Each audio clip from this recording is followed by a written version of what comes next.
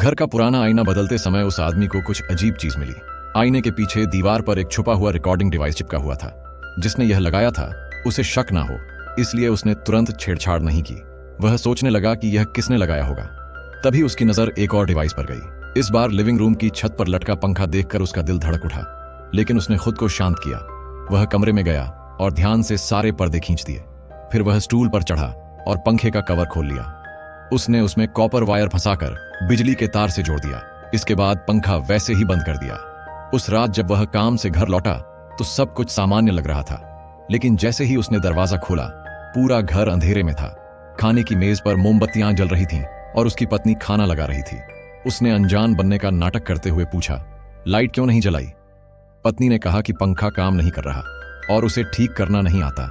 आदमी ने ऐसे दिखाया जैसे उसे कोई अंदाजा ही नहीं है। वह फिर से स्टूल पर चढ़ा और पंखा ठीक करने लगा। जैसे ही स्विच ऑन किया तेज चिंगारी निकली और पंखा फट गया।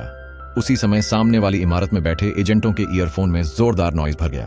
उन्हें लगा कि पुरानी वायरिंग से शॉर्ट सर्किट हुआ और डिवाइस खराब हो गया। आदमी ने अपनी पत्नी को घर से दूर भेजने के लिए एक बहाना बनाया। वह बाहर जाने का नाटक कर पास ही कार पार्क करके चुपचाप देखने लगा। जैसा उसने सोचा था वैसा ही हुआ। जासूसों ने जैसे ही घर खाली देखा उन्होंने फिर से नया डिवाइस लगाने के लिए अपना आदमी भेजा। वह छुपकर यह सब देख रहा था। अब उसे यकीन हो गया कि ये लोग गुप्त एजेंसी से जुड़े हैं। इसका मतलब था कि वे उस पर शक कर रहे थे कि वह कोई अंडरकवर एजेंट है। अपनी पहचान बचाने के लिए उसने एक चालाक योजना बनाई। उसने अपने कुछ खुफिया साथियों को डांस क्लब में बुलाया। उसका मकसद था कि उसके लोग सोचें कि उसका पीछा किया जा रहा है, ताकि वे उन एजेंटों से भिड़ जाएं और दोनों ग्रुप्स में टकराव शुरू हो जाएं। उसने साथियों के बीच अफवाह फैलाना शुरू कर दिया कि कोई उसका पीछा कर रहा है। फिर वह उन्हें लेकर डांस क्लब पहुंचा। अचानक उसने मुड़कर पीछा कर रहे एक एजेंट के सिर पर बोतल मार दी। उसने सबके सामने चिल्लाकर उसे पकड़ने का आदेश दिया। आदमी जानता था कि उसकी योजना सफल हो चुकी है।